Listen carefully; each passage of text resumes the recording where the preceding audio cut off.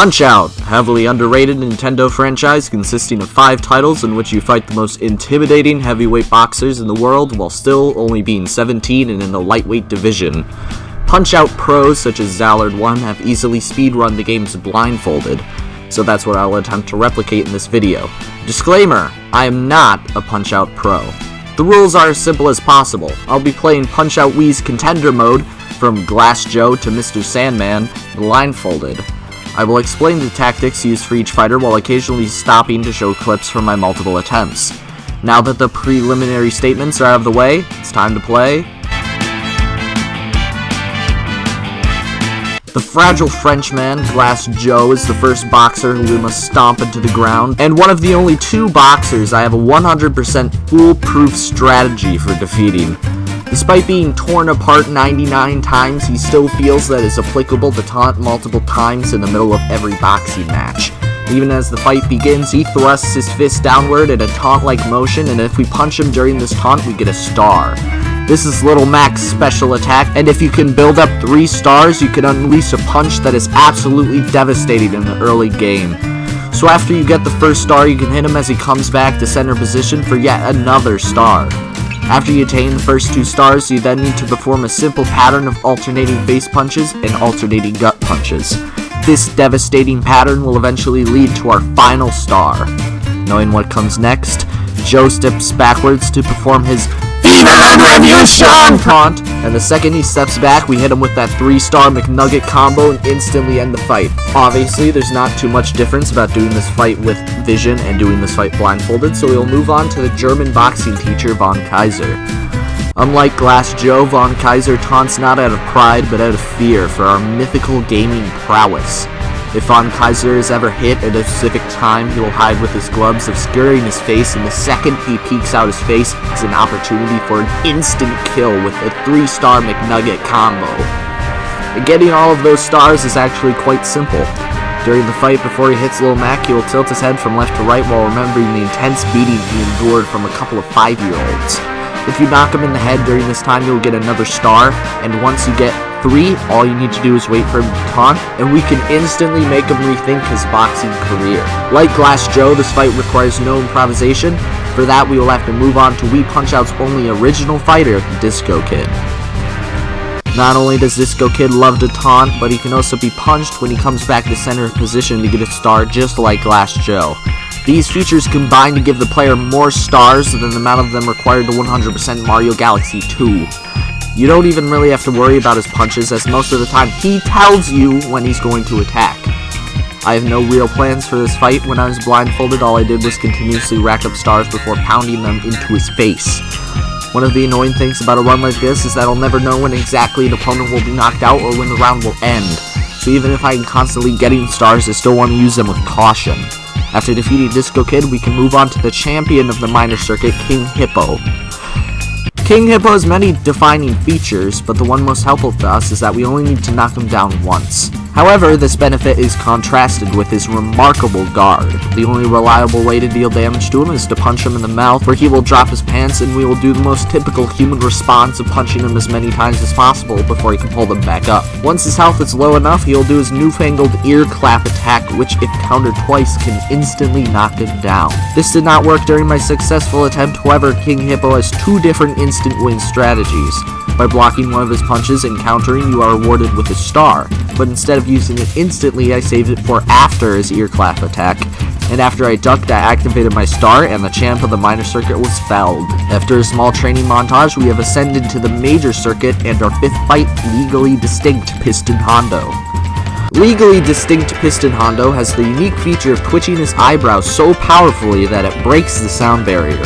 So his most common punch has a very nice sound cue, but his normal punches aren't all. He also has the Hondo Rush, a flurry of punches that will most likely end with you hitting the mat, but if you counter it, you get an instant knockdown. Countering an attack is obviously much harder blindfolded, but listening for the yell at the end of his little dance, I was able to counter him not once, but twice to get the win. After crashing Legally Distinct Piston Hondo, we are able to advance to the first Super Punch-Out representative in this game, Bearhugger. Now, Bearhugger does have quite a few different star opportunities, but most of them sadly revolve around counters that I could just not time correctly when I was blindfolded. So I elected to play this fight safely. Luckily, the Bearhug attack itself is easily telegraphed, and for some reason there is some strange sting of noise just before he's about to throw his hook, and if you dodge to the left every time, you should be fine. The only problem with playing safe is that it's hard to tell when the match will be over, and dragging fights out for longer will most likely end with me being stuck in darkness with no clue of what kind of pattern the boxer is on.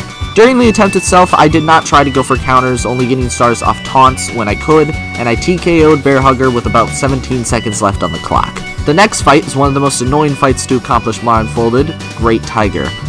Great Tiger is the first and probably only instance of RNG that implies this run.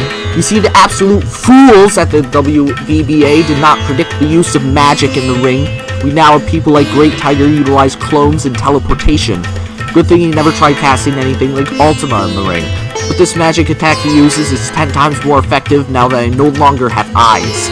Periodically, Great Tiger will step back and he and his clone will dash across the back of the ring. If you have eyes, you can see which Great Tiger is real and which direction they are coming from. I don't have that luxury, so every time he pulls this maneuver, I have to be mentally prepared to lose half of a life bar.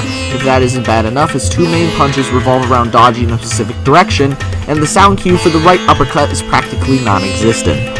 So not only am I taking massive shots of magic damage, but I am also constantly taking small bits of damage from his right uppercut. Since this fight is so difficult, it was the first to get to the second round, but there's one advantage to these mid-round breaks. If you press the minus button, Doc Lewis will take a bite of his chocolate bar, which somehow heals Little Mac. So after a long endurance match, I was able to TKO Great Tiger in the second round of the fight and move on to the final opponent of the major circuit, Don Flamenco.